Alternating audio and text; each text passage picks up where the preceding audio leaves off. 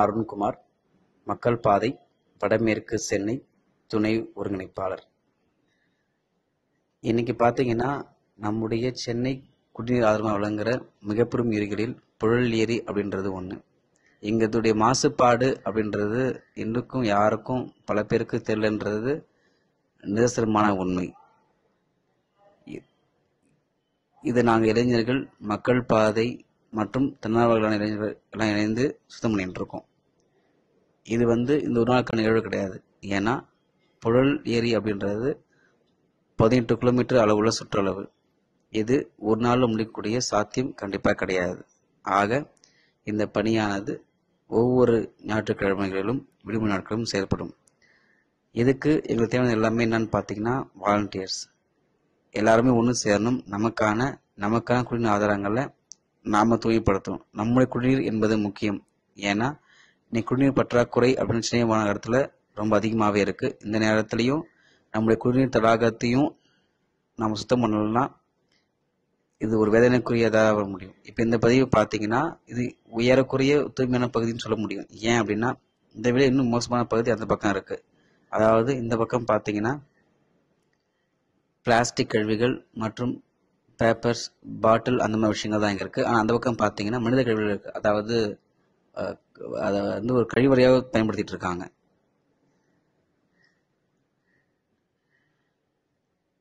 நண்பர்களே, இது மட்டுமல்ல, நம்முடைய இந்த பணியானது ஒவ்வொரு வாரமும் நடைபெற வேண்டும் என்பது நமக்கான பணி. ஏன் என்றால், நான் முன்னரே கூறியது போல, இந்த புழல் ஏரி என்பது நம்முடைய சென்னையின் குடிநீர் ஆதாரமாக விளங்குகின்ற ஏரிகளில் ஒன்று. ஐயன் வள்ளுவர் சொல்லுவார், நீரின்றி அமையாது உலகு என்று. ஆக நமக்கு நீர் தருகின்ற தடாகத்தை, ஏரியை தூய்மைப்படுத்தவில்லை என்றால் நாம் வெகு விரைவில் நீருக்கு திண்டாட வேண்டியிருக்கும். இந்த புழல் ஏரியானது கிருஷ்ணா நதி நீரிலிருந்து வருகின்ற நீரையும், மேலும் மழை காலங்களில் சென்னை மாநகரில் பொழிகின்ற நீரையும் ஒருங்கே ஒன்றிணைத்து தனக்குள் உள்வாங்கி நமக்காக வைத்துக் கொண்டிருக்கிறது. இது புழல் ஏரியின் முன்பகுதி. இந்த பகுதியிலும் தினமும் இங்கு நடைபயிற்சிக்கு வருவோர் மற்றும் உடற்பயிற்சிக்கு வருவோர் அவர்கள் மட்டுமல்லாமல் மேலும் பலரும் இந்த இடத்திலும் குப்பைகளை போடுகிறார்கள். காரணம், இங்கு இருக்கின்ற சிறு சிறு வணிக கடைகள், அதாவது தள்ளுவண்டி கடைகள், காலையில் பயிற்சிக்கு வருவோருக்கு தேவையான சில நீர் ஆகாரங்களை அவர்கள் விற்பனை செய்வதால் இங்கு இப்படிப்பட்ட குப்பைகள் வருவதற்கான காரணம் அமைகிறது.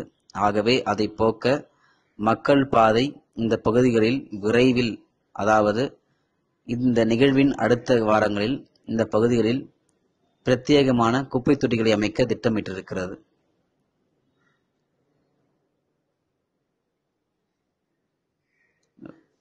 இதுவும் புழல் ஏரியின் உட்புற பதிவு. புதராக மண்டி கிடக்கும் இந்த பகுதியில்தான் பல சமூக விரோதிகள் மதுவை அருந்திவிட்டு அந்த மது பாட்டில்களையும் அதற்காக அவர்கள் பயன்படுத்திய பிற குளிர்பானமாகட்டும் அல்லது தண்ணீர் பாட்டிலாகட்டும் அதையும் இங்குதான் எறிந்துவிட்டு போகிறார்கள்.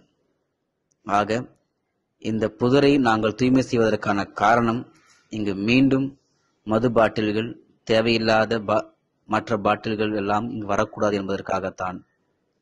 இது தூய்மையாக இருந்தால்தான் குப்பை போடுபவர்களும் இந்த இடத்தில் குப்பை போடுவ வேண்டாம் என யோசிப்பதற்கான ஒரு சாத்தியக்கூறு அமையும். ஒன்று, இங்கு இருக்கின்ற செடி கொடிகளை அகற்றிவிட்டு இதோ இந்த புறம் ஏரிக்கரையின் மறுபுறம் அழகிய தாவரங்களை நட்டு வைத்து ஒரு தோட்டமாக மரங்கள், பூச்செடிகள், அழகிய புல்வெளிகள் போன்றவைகளை அமைக்கவும் மக்கள் பாதை எத்தனித்துள்ளது.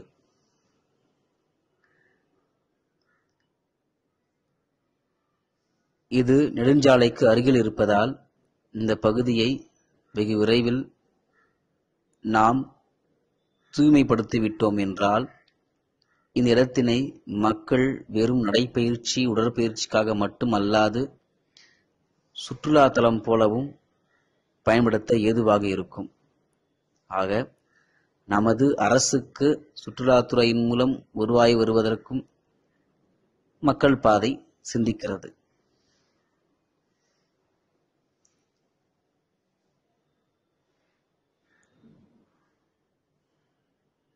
இது அரசின் வேலை அல்லவா என கேட்கலாம். மக்களே, இது குடியரசு நாடு, ஜனநாயக நாடு. நாம் தான் அரசு, அரசுதான் நாம். நமக்கானவைகளை நாம் தேடிக்கொண்டால்தான் அரசு நம்மை தேடி வரும்.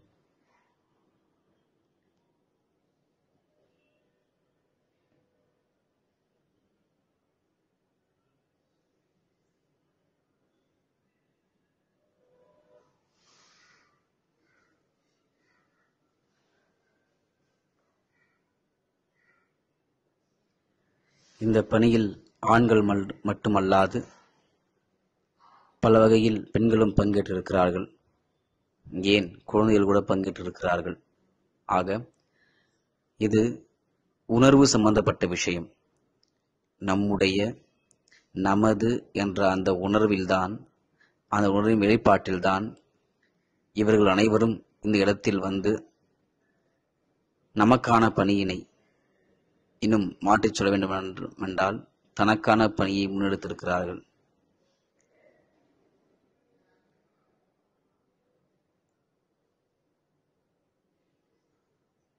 புழல் ஏரி புனரமைப்பு பணி நம்மை ஒரு குடும்பமாக்கட்டும். நம்முடைய தலைமுறையை, நம் தலைமுறையை வளமாக்கட்டும். நன்றி.